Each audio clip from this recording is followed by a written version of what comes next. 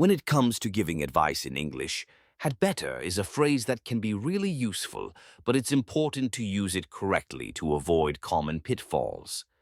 Let's dive into some key points to keep in mind. First off, had better is all about giving specific advice. For example, if a friend is about to go out in the rain without an umbrella, you might say, "You had better take one." This implies that there's a good reason for that advice, like getting soaked.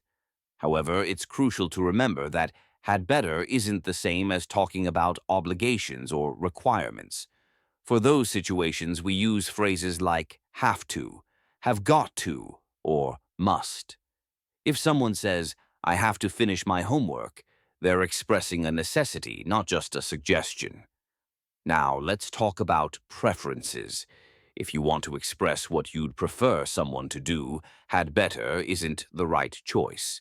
Instead, you can use would rather or would prefer. For instance, if you're deciding on dinner and you'd rather have pizza than sushi, you'd say, "I would rather have pizza." Using had better here would sound off and could confuse the listener. Another common mistake is using had better for ordinary suggestions or recommendations. If you're just suggesting a movie to watch, saying, "You had better watch that film," can come off as too strong or even a bit bossy. In these cases, it's more appropriate to say, "You might want to check out that movie," or "I recommend you watch it." This way, you're making a friendly suggestion without the urgency that had better implies. Also, keep in mind the tone that had better carries. It often suggests a warning or a consequence if the advice isn't followed. For example, "You had better study for the exam or you might fail."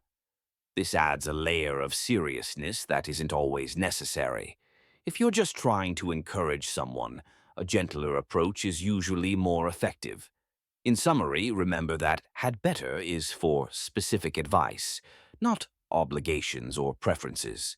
Use have to for necessities, would rather for preferences, and save had better for when there's a real need to emphasize the importance of following your advice.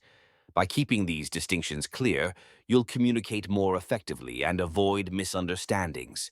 So, the next time you're about to give advice, think carefully about which phrase to use. It can make all the difference in how your message is received.